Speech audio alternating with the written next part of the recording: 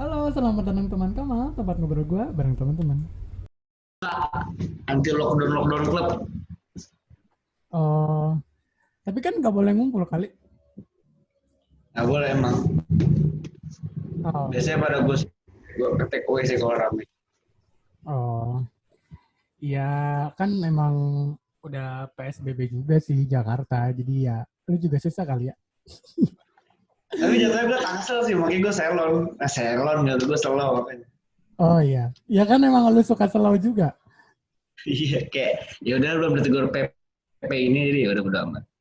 Oh ya, tapi Jakarta ini nggak sih? Maksudnya masih banyak orang yang lalu lalang kumpul gitu kan sejak baru hari kemarin kan PSBB. Iya sehari apa 2 hari yang lalu ya. Iya dua sehari 2 hari lupa deh. Tapi ya sejauh ini nggak tahu ya kalau hari ini sih karena minggu kali ya. Karena minggu agak sepi sih tapi sebenarnya menurut gue nggak terlalu, kalau dari gue lihat masih nggak terlalu apa ya, Nggak tetap terlalu aja banyak. gitu kayak masyarakat lokal mah batu-batu aja gitu. Oh, ya menurut ya nggak tahu sih. Cuman kan maksudnya lu yang tahu situasi karena sekarang lu di Jakarta kan. Karena Yoks.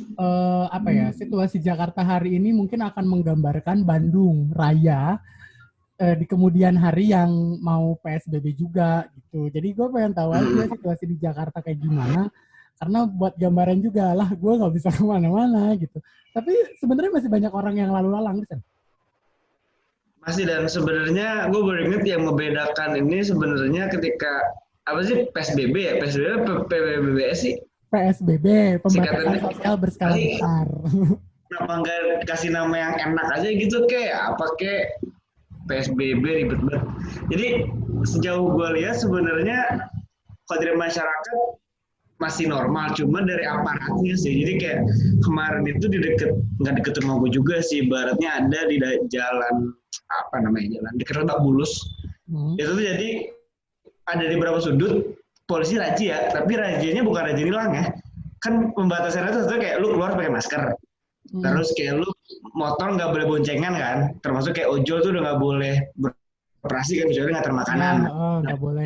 mobil juga usahakan mobil ada aturannya kan, kayak lu nggak boleh sebelahan sama apa gitu. Nah jadi ada rajianya, tapi raja bukan raja nilang. Jadi kayak kalau ada motor lewat dengan pakai masker, lu suruh muter balik, suruh pulang anjir. Itu kayak beneran gitu. Jadi lu suruh muter balik, suruh pulang.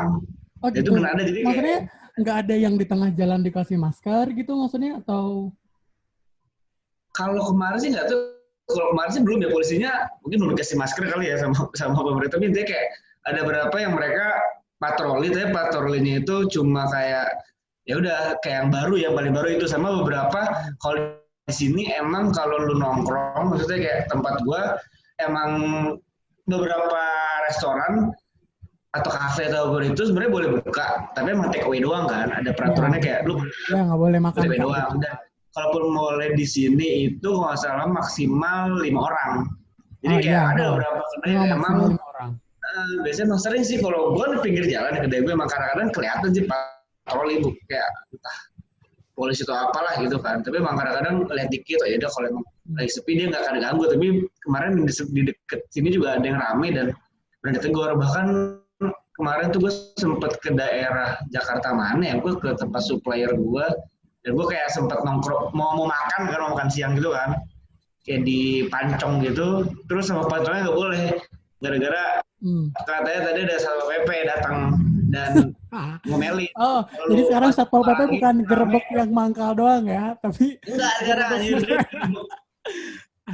Pancong digerebek anjir, kayak mas mau makan di sini apa dibawa pulang mas? Mau di sini mas, orang saya mau numpang makan doang, nungguin barang. Gue bilang gitu kan. Ya mas, nggak bisa mas. Tadi ada satpol pp datang ngusir-ngusirin. Ya Tapi udah, emang udah sebenarnya terjadi. nggak boleh sih, maksudnya itu kan juga emang udah standar ya untuk si PSBB Ya, itu kumpul itu nggak boleh lebih dari 5 orang. Dan jadi 5 orang maksud gue. Tapi pertanyaan gue adalah itu kan kumpul dong. Meskipun dia kurang dari 5 orang, dia tetap kumpul dong. Iya nggak iya, sih? iya, iya, Ya, iya, iya, iya. itu logis nggak sih? Meskipun dia kurang dari 5 orang, dia tetap kumpul kan. Nah, pertanyaan gue adalah, apakah itu efektif? Sementara kan katanya harus diem di rumah, physical distancing dan sebagainya. Sementara peraturan PSBB-nya sendiri kalau mau kumpul nggak boleh lebih dari 5. Taruhlah kalau misalnya ada 5 orang nih yang kumpul. Nah itu gimana menurut lu? Menurut gue sih bingung sih kalau gue ya gitu. Emang sebenarnya emang rancu sih, kayak salah satu yang kayak gue bikin bingung juga, kayak kemarin Hmm. kan gue nyari-nyari baca-baca juga kan, kayak apa yang dilarang sama apa yang diperbolehkan kan. Salah satu yang rancu aja yang kayak dilarang nih, kayak kita nih kafe dan restoran atau apapun itu kan dilarang untuk beroperasi kecuali Ah, take away, itu ya. dilarang beroperasi. Tapi di sisi lain yang diperbolehkan salah satu poinnya adalah makanan dan minuman atau pangan. Jadi kayak anjing, jadi sebenarnya lu ngebolehin gue buka apa enggak anjing gitu kayak. Iyalah maksudnya.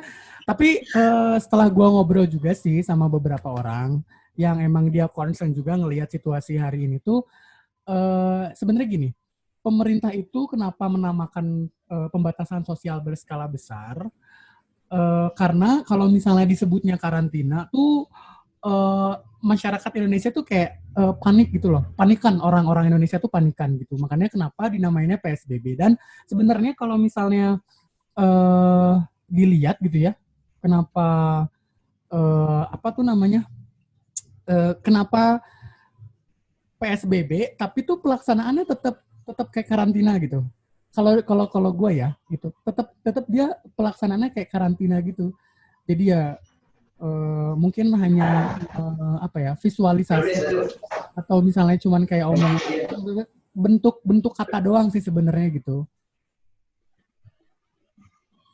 Ya Iya nggak sih sih? emang, karena apa ya, emang menurut gue PSBB ini kan kayak bahasa halusnya dari lockdown lah ya menurut gue ya. Cuma kayak Nah, kayak lockdown tapi lu minimalisir gitu loh, karena orang Indonesia bener, gue sepakat apa yang lu bilang sih, kayak orang Indo kan norak ya, kayak tiba-tiba misalnya Anies Baswedan lockdown Jakarta, ya gue jamin chaos sih, kayak hmm, parah banget san doang. Jadi kayak apa ya, emang cuma memperhalus bahasa doang sih, dan menurut gue udah bener siapa yang dilakukan oleh hmm, pemerintah. Cuma emang harus agak ditegesin sih ya menurut gue, karena iya. asli tadi aja kan gue lari pagi ya, iseng aja kan, gue pikir emang gue juga agak batu sih, gue salah satu masyarakat yang batu ya, tapi kayak menurut gue di sini kan kayak ada danau gitu kan, bukan danau sih, kayak satu itu yang kayak satu Emang lu gintung kan, Jakartanya kayak di mana sih? gue gue sebenarnya udah, kalau rumah gue dari Tangsel sebenarnya ya, tapi kayak Terus? udah pinggir banget gitu, jadi kayak 100 meter dari rumah gue juga di Jakarta gitu, jadi kayak pinggiran Oh, banget. oh iya iya iya. Memang ya Berarti kegiatan gue dekat ke pasti di Jakarta Barat Jakarta. kali. Apanya? Iya, rumah lo lebih dekat ke Jakarta Barat kan?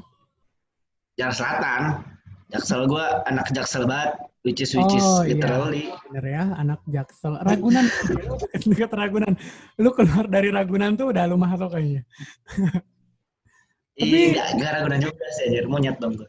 oh, tapi ini apa namanya? Kan gue juga tahu lu kan ya termasuk UMKM lah, dan pasti Yoi. juga terdampak banget gitu sih dengan pemberlakuan PSBB ini. Nah, dulu maksudnya gini, lu setelah diterapkannya PSBB, pada akhirnya lu mengubah konsep bisnis lu nggak?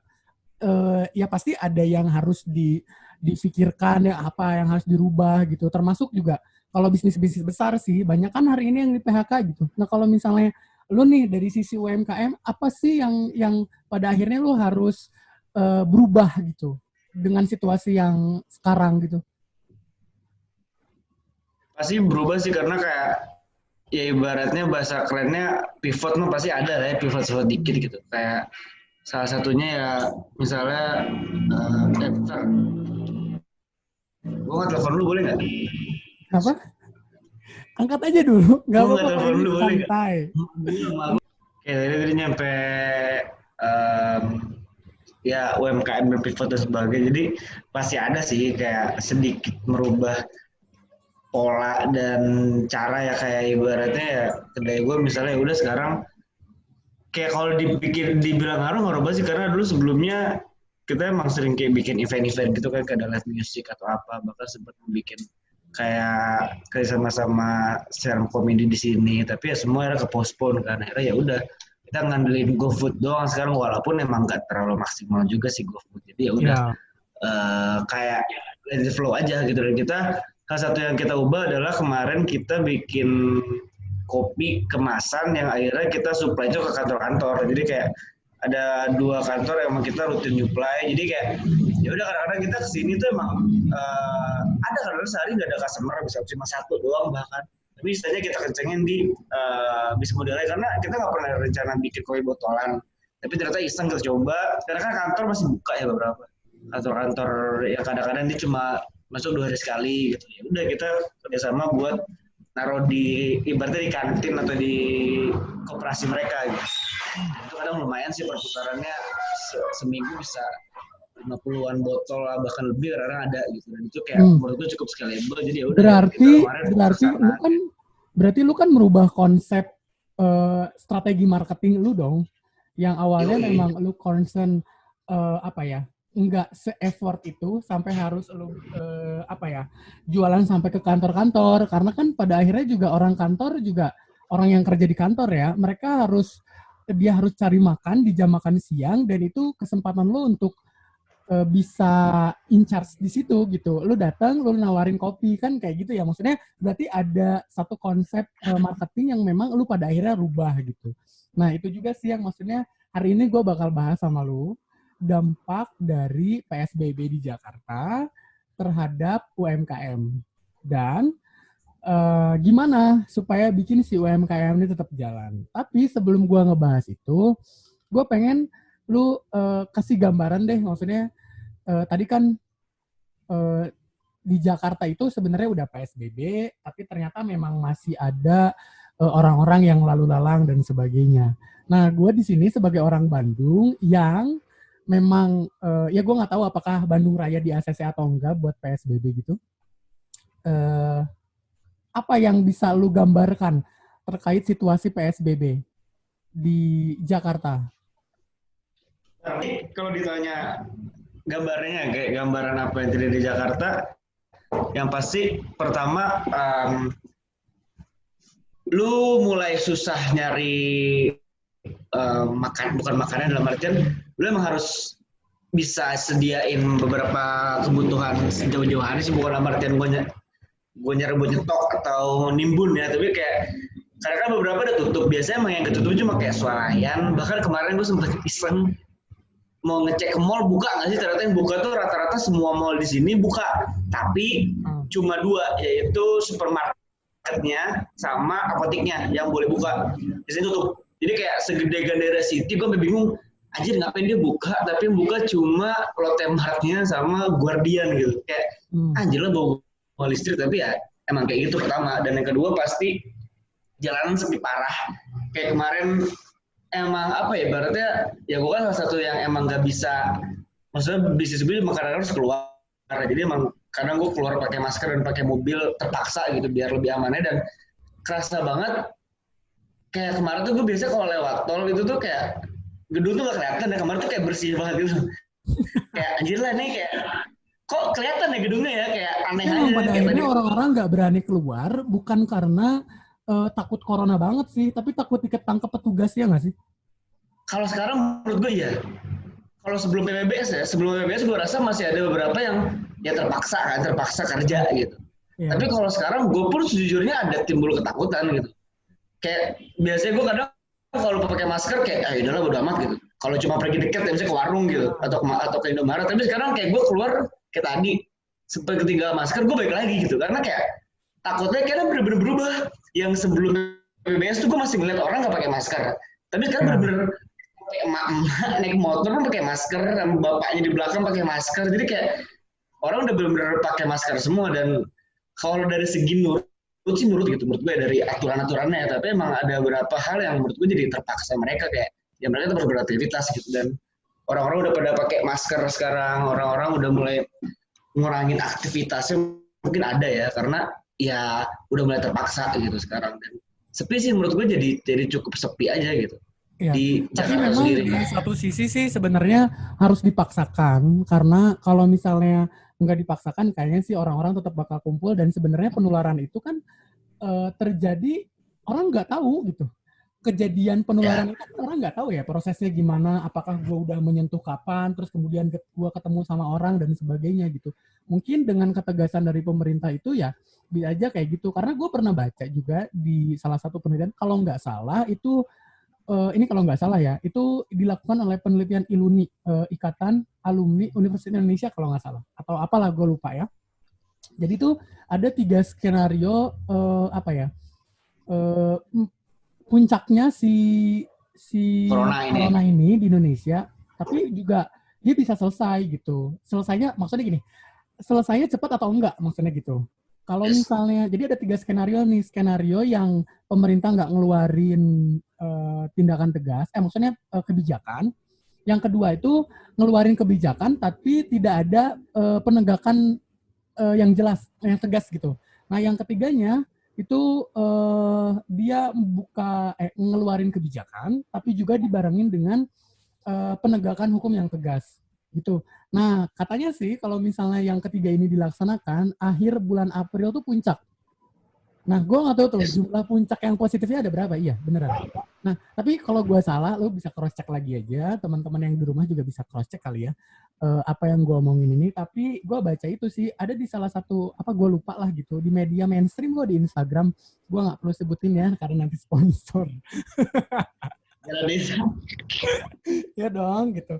Cuman itu sih sebenarnya apa ya gambaran lu kalau udah menghadapi puncak, lu bakal apa gimana gitu. Sebenarnya kalau udah kayak sekarang ya kan kayak meningkatannya emang udah cukup berasa gue udah hampir 3 ribuan guys. Sekarang sebenarnya Ya, gue apa pribadi 3.500 apa berapa gitu ya? iya, dan sebenarnya gue pribadi tak, ya dibilang takut aku dari kalau emang udah puncaknya ya, tapi menurut gue emang yang penting kan kita jaga jaga imun dalam artian kayak ya lu tetap minum vitamin dan lu tetap olahraga, lu tetap ya misalnya berjemur atau kayak ya udah entah itu hoak apa enggak, yang penting lu lakuin aja gak sih kayak ya minum Hmm. jahe atau itu, yang penting niatnya baik aja karena menurut gue ya kalau emang lu bisa diem di rumah, ya udah diem aja gitu. Segabut-gabutnya lu ya kalau nggak terpaksa, tapi kalaupun terpaksa ya lu juga nurut gitu. Tapi kan Karena lu juga ya itu dari mahasiswa, diri lu. coy.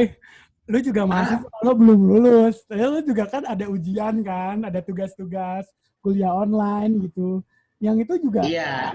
banyak orang yang bilang itu jenuh banget sih, coy.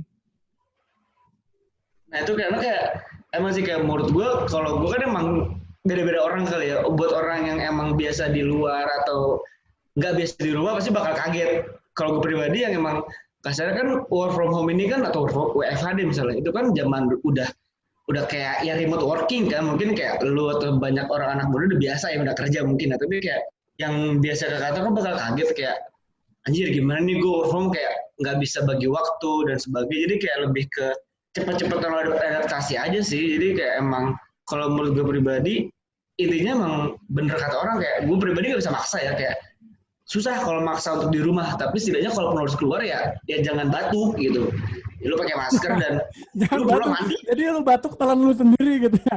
Jadi jangan sampai batuk. Coba kan maksudnya jangan batu nggak pakai kak anjir, batu batu Oh, jangan jangan jangan batuk. kekeh, jangan Keras kekeh, kepala maksudnya. jangan kekeh kayak sok kuat atau apa, karena kan ya bahaya corona kan lu bisa aja sehat tapi lu jadi carrier, itu kan yang bahaya sebenarnya Ya, gitu, lu jadi karena kan carrier itu maksudnya ditakutin. emang dari survei juga, tapi memang dari beberapa data sih sebenarnya yang emang dia pure terkena COVID-19 ini tuh dia cuma berapa kecil banget lah persentasenya gitu.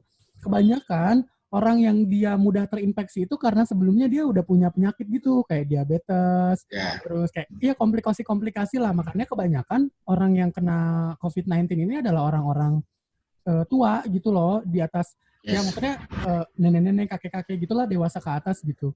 Cuman kan maksudnya si anak muda ini dia akan menjadi apa ya? Pengantar virus tersebut. Emang sih di si anak mudanya ini dia si virusnya mungkin nggak kebal ya karena imun si anak mudanya ini masih besar gitu. Tapi kan ketika dia pulang ke rumah kan dia ketemu sama neneknya, sama kakeknya gitu, sama ibunya. Nah, mereka lah yang menjadi sasaran si corona ini gitu. Memang corona ini bangsat ya, memang dia kayaknya orang tua gitu. Karena tahu. dia gimana gimana? Bentar, laptop gue lo maaf ya gue ngerepotin. lagi ngomong mati. Udah.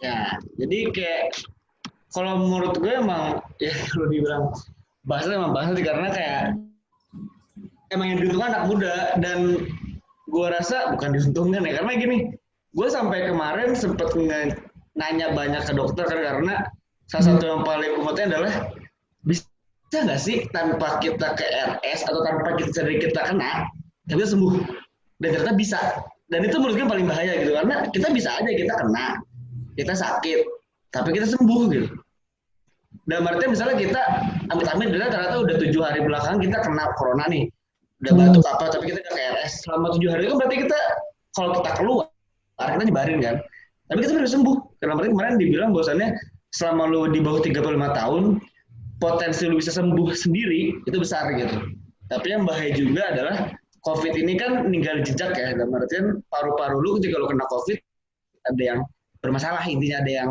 ya udah paru udah nggak normal lagi karena temen gue juga dia pernah ternyata kemarin kasus temen gue ada yang salah satu rekan kerjanya di coffee shop dia itu kena COVID positif otomatis besok satu kedai itu dari kitchen sampai barista sampai tim office-nya di tes semua dong ternyata total ketemu lagi 2 yang positif tuh 3 orang dapur jadi ganti orang dapur dan ada 1 orang yang ternyata dia kedeteksi pernah COVID. Jadi bahkan lu bisa kedeteksi juga kayak ada 1 orang yang ternyata lu udah sembuh, tapi lu kedeteksi COVID dari ronsennya. Jadi kayak kalau ronsen lu kelihatan tuh. Jadi kayak sebenarnya lu pernah kena tapi lu udah sembuh. Bahaya kayak kenapa lu di rumah aja dan pahitnya lu keluar ya lu jaga imun lu karena setidaknya ya lu bisa sembuh sendiri kalau lu masih muda. Jadi kayak ada gue juga kaget jadi kita bisa kedeteksi juga walaupun udah sembuh gitu. Ya, tapi emang sebenarnya si virus ini ya dia kan ke paru-paru ya. Jadi sebenarnya si virus ini emang kalau imun kita kuat, dia bukan berarti langsung kayak mati gitu, tapi ada kayak sisa-sisa sel gitu.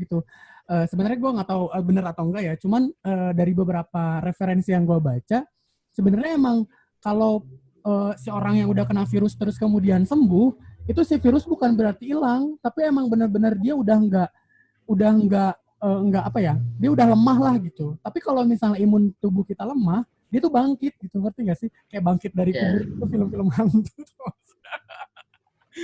Kasarnya kayak ibaratnya ada tersisa kayak ya udah lu udah gak perawan kasarnya gitu nanti kayak iya lu kasarnya gitu ya. Jadi COVID meninggalkan dia di depan lu. Tapi gue nggak akan cut kok, tenang aja. Kalau podcast gue tuh independen ya, bebas lu mau ngomong apa aja terserah gitu. Oke, slow. Ya dong, gue kan butuh kebebasan kan. Tapi oke, itu dari sisi pandangan kita nih sebagai masyarakat yang emang kita juga nggak fasih 100% ya soal COVID lah, soal inilah. Setidaknya kita tahu apa yang kita harus lakuin gitu loh. Lu sebagai ya masyarakat biasa yang emang kita notabene-nya adalah anak muda, ya harus jaga imun kita dan kita coba buat nggak nularin ke yang lain. Itu dari sisi kesehatannya. Nah, sekarang gue mau nanya yang tadi nih, yang soal gue agak skip dulu, itu soal perubahan strategi lo. Ya kan, karena pasti banyak juga nih UMKM kebingungan. Pada akhirnya gak jualan juga tuh. Maksudnya karena kayaknya gue udah hopeless, dia udah malas situasinya kayak gini gitu. Sementara kan menghadapi lebaran, butuh duit, kayak gitu kan. Terus mau beli baju lebaran ya gak sih? Apalagi kalau misalnya kayak om-om gitu ngasih duit ke ciwi-ciwi, ya dia kan butuh pemasukan juga kali. Gimana sih? Betul. Apa? Lu lakuin strategi apa sih? Kan maksudnya adaptasinya juga harus cepat dong dari mulai akan corona nih, beberapa bulan akan terjadi hal yang tidak diinginkan dengan mungkin omset akan menurun gitu. Yang lu lakuin perubahan yang lu lakuin terutama di marketingnya tuh apa gitu? Ini juga buat tips buat yang lain juga kan untuk share gitu. Ya, yang pertama kayak ini juga kebetulan kan kayak tadi gue bilang gue juga habis ngisi kelas dan persis. Jadi kalau yang gue tangkap sebenarnya ada 3 cara sih kayak buat lo yang punya bisnis atau UMKM ataupun itu buat ngerespon ini kan. Jadi kayak yang pasti yang menurut gue paling utama adalah yang kita gue bilang kan, ya lu sedikit pivot atau sekaligus pivot semua gitu. Kayak cara pertama menurut gue adalah ya lu benar-benar berubah. Kayak misalnya contoh, bukan berubah kayak dalam artian lu berubah sedikit bisnis prosesnya doang. Contoh misalnya lu konveksi, yang awalnya lu ngeproduksi kemeja, baju atau apa, ya udah lu pasti produksi APD sekarang atau lu produksi masker sekarang. Dan itu harus menurut gue. Even kayak dalam artian kayak benar-benar harus, lu nggak boleh gengsi sekarang sih kalau di bisnis ya. Yang penting adalah cash flow, dan gimana cara lu bisa ngasilin cash flow adalah ya lu ngikutin demand yang ada. Contoh pertama ya tadi, misalnya lu brand lu ya udah sementara berubah ke demand yang ada. Dan emang sih beberapa yang bisa kayak cuma beberapa sektor kan, kayak mungkin yang bisa adaptasi banget ya konveksi, atau yang mungkin sejauh ini konveksi kali ya, atau kayak industri-industri herbal mungkin dia bisa bikin produk-produk yang lebih ke arah vitamin-vitamin berhubungan corona dan sebagainya. Itu pertama, kayak lu pivot tapi ke arah yang ada demand-nya doang. Nah yang kedua itu lebih ke arah lu berubah proses bisnisnya, tapi kan kadang ada gengsi ya. Kayak tadi ada yang nanya di kelas gue, kayak dia bilang, gue mau jualan masker nih bang gitu, gue udah jual fashion nih, tapi gue jual masker tapi gue gengsi, kayak takutnya gimana ya, kayak orang mikirnya aneh gitu. Ya kalau emang lu nggak bisa kayak gitu, lu masih gengsian, menurut gue lu bisa kayak semacam kolaps gitu. Dalam artian misal Supreme nih ya, misal Supreme mau bikin masker, tapi aneh dong tiba-tiba Supreme produksi masker gitu. Oh ya udah, Supreme bisa kerjasama bisa sama Kimia Farma. Ini agak absurd ya. Setidaknya Supreme ex Kimia Farma, dia bawa brand yang berbau kesehatan, jadi setidaknya customer ngeliatnya nggak aneh gitu. Kayak oh ya udah, Supreme ngebantu Kimia Farma, atau kayak lu collab sama brand yang berhubungan gitu. Misalnya ada produk yang emang kayak Moody deh misalnya. Gue mulai di sini pun salah satu bentuk gue bisa bertahan adalah gue jual APD kemarin. Tapi dengan cara nggak mungkin tiba-tiba mulai di sini jual APD, kayak ini sejak kapan mulai di sini ada konveksi, aneh dong orang. Ya udah gue ajak kerjasama sama salah satu alumni kelas gue yang punya konveksi, kayak gue ex dia gitu. Gue kolaborasi bareng dia untuk produksi ini. Jadi sama-sama orang pun mikirnya nggak aneh, oh ya udah mulai sini kolaborasi, dan gue ngebantu dia juga, dan gue juga dapat masukan. Dan yang ketiga, kalau emang lu bener-bener gengsi banget, ya udah shutdown bisnis lu dan lu jualan yang lagi ada di mana sekarang. Sebenarnya itu sih yang paling kayak apa ya, paling enak menurut gue ya. Jadi kayak ya udah lu shutdown bisnis sementara, kayak misalnya lu punya kedai kopi, restoran atau apapun itu, lu shutdown dulu, udah lu jualan masker, lu jualan hand sanitizer, lu jualan, bahkan kayak sekarang gue juga bertahan hidup dengan sempet kontak-kontakan buat ngimpor rapid test dari Cina gitu. Tapi pemasukannya gak gue makan, gue masukin ke perusahaan gue, kayak gitu sih sebenarnya simpelnya. Kalau emang baiknya yang terakhir itu kayak, aduh gue nggak mau brand gue dicap kayak ikut-ikutan atau apa, ya udah lu jualan kan lu punya IG pribadi, lu punya WhatsApp pribadi, lu punya line pribadi, jualan aja sendiri. Dan banyak kok teman-teman gue yang mendadak kayak gitu. Bahkan kemarin gue habis mau beli terbuat keyboard di Tokopedia, jadi toko musik gitu, dia tiba-tiba paling atas dia jual masker gitu, out of nowhere banget sih. Tapi ya menurut gue ini adalah cara kita UMKM bertahan hidup. Tinggal kembali ke lu aja, lu gengsi apa enggak. Sebenarnya gengsian ya udah lu jual sendiri, kalau lu gengsian ya udah lu bikin dari brand yang ada. Iya, jadi dari sisi perspektifnya emang harus ngambil peluang aja. Kita harus baca situasi dengan kondisi yang kayak gini, lu bisa ngapain gitu kan. Karena sebenarnya kalau misalnya pendekatannya digeser dengan situasi yang hari ini, lu bisa membaca juga apa yang bakal dilakuin kan gitu. Karena kan kondisinya juga emang lagi kayak gini gitu. Ya, tapi gue berharap sih semoga corona ini cepat selesai, semua UMKM, orang-orang kreatif, industri kreatif semuanya udah bisa kerja ya seperti biasa lah gitu. Oke, terakhir nih buat lu ya, karena kan gue tau lah lo sibuk, gue WhatsApp lu juga, lu responnya lama banget gitu, ya gue nggak ngerti lah, maksudnya lu sesibuk apa sih, gue nggak paham gitu. Cuman ya lu lama banget ngebalasnya, bangsat memang. Oke, terakhir dari gue adalah ini pesen lo buat anak-anak muda deh. Maksudnya pesannya dua. Pertama buat anak-anak muda yang hari ini udah PSBB. Karena kan yang udah PSBB itu Jakarta dan yang akan ngelakuin PSBB itu Bodetabek. Sekarang tuh Bogor, Kota Bogor, Kabupaten Bogor, Kota Bekasi, Kabupaten Bekasi sama Depok. Itu kan udah tuh kemarin udah di SCC. Dia mau ya mungkin hari Senin kali mulai efektif dilaksanakan. Nah, sama pesen lo buat orang yang berada di lingkungan yang belum PSBB. Oke, tapi lu pesennya yang menyentuh hati itu bisa nggak?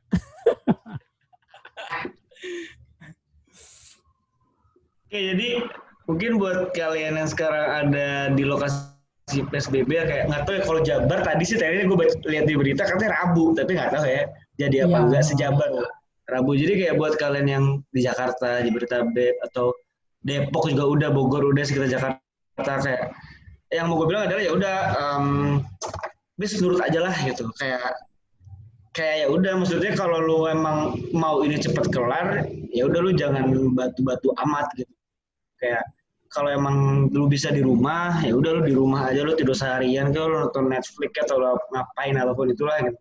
Asal jangan Atau nonton lu bokep kali ya. ya nggak apa-apa juga sih, kayak ya udah Oh nggak apa-apa ya? juga ada, nggak apa-apa, aku juga kadang jam 2 pagi nonton bokep gitu kan ya. Anjir. Nah, kalau atau kayak lu gue bisa tidur ya udah lu coli lah. Iya, itu bisa jadi referensi sih. Iya, langsung kayak at least lu ada kerjaan lah dan lu bisa nemuin hobi-hobi lu yang lain, dan ya udah buat yang di PSBB ini kan ada peraturan tuh. Jadi lu lakuin gitu, jangan sampai kayak lu pulang terus lu ada surat tilang gara-gara lu nggak pakai masker, kan lucu gitu. Lu ditilang tapi gara-gara nggak pakai masker. Udah gitu ntar lu ngelawan, lu kayak ya udah nurut aja gitu. Maksudnya bersyukur ya. Menurut gua keywordnya menurut gua udah bersyukur gitu. Karena kita nggak lockdown. Bersyukurlah kita nggak di lockdown. Kita cuma di PSBB. Ya walaupun semi lockdown ya, tapi kayak belajar untuk bersyukur gitu. Karena kita nggak di lockdown sepenuhnya dan lu masih boleh keluar, lu masih boleh jajan pakai GoFood, pakai GrabFood, dan itu sebuah apa ya, sebuah anugerah lah ya di Indonesia, kayak lu harus masih bersyukur. Dan buat lo yang belum di PSBB udah siap-siap aja anjing. Siap-siap aja. Iya. Terutama untuk gue dan teman-teman gue yang di Bandung, semua anak Bandung, ya udahlah. Ya kita berharap aja semoga pandemik ini cepat selesai gitu kan. Tapi ya kalaupun misalnya nanti pada saatnya akan PSBB ya gue kagak tahu sih. Ya mungkin gue di rumah aja kali. Iya sih, kayak menurut gue gini sih saran gue, kayak in case emang lu bete, gue kemarin soalnya kayak gini, gue bosan banget di rumah. Gue 2 hari jadi stres ya di rumah, dan yang gue lakuin adalah gue keluar tapi gue kemana-mana. Gue bener-bener tadi cuma jalan doang. Apa yang keluar? Peju anjing. Berarti kayak gue suntuk di rumah. Akhirnya udah gue keluar, entah lu pakai motor apa, tapi udah lu jangan sampai kemana-mana, lu bener-bener udah jalan-jalan sejam, dan lu pulang lagi. Itu better kok sumpah. Kayak iya gue keluar gitu. Kayak enak aja. Tapi ya udah jangan kemana-mana, jangan aneh-aneh lu. Pada akhirnya satu langkah doang ke depan rumah tuh, itu udah satu kebahagiaan yang luar biasa sih dengan situasi yang hari ini tuh. Itu benar-benar. Ya karena menurut gue ya lu bukan lamar terus di rumah mulu, jadi lu keluar kayak lu ke warung kayak jajan pop es kayak atau apa tuh, kayak ya udah jangan jauh-jauh, dan kalaupun jauh ya udah lu muter-muter aja, karena itu sebuah hiburan sih. Kemarin gue cuma kayak keluar naik mobil muter-muter tuh kayak anjing enak banget ya ternyata hidup gini doang. Ya itu apa ya, harus dinikmati lah, situasi kayak gini harus dinikmati, karena kalau misalnya terlalu dibawa stres juga pada akhirnya kan juga jadi stres sih. Oke, gitu aja sih kalau dari gua. Terima kasih sudah memberikan waktunya Bapak Rian. Ya sama-sama Mas Kamal. Iya, by the way lu baru cukuran kumis ya? Cukuran kumis, cukuran jenggot gitu? Iya dong. Habis ngapain lu sama kayak lu? Lu tau gak sih kenapa gue motong jenggot? Gue tuh mau kayak lu, mau kayak gue habis beli wak doyok biar gue bisa nungguin kayak lu juga, biar jampangnya. Gitu. Ntar gue ajarin deh gimana caranya kumis, jenggot, dan segala bulu yang ada dalam tubuh tuh bisa tumbuh mekar gitu. Oke. Bisa lah ya bikin kelasnya nanti ya, cara nungguin jenggot. Lu bikin kelas gimana caranya, oke? Oke, makasih ya, bye. Oke, thank you ya. Sorry kalau ada salah-salah kata.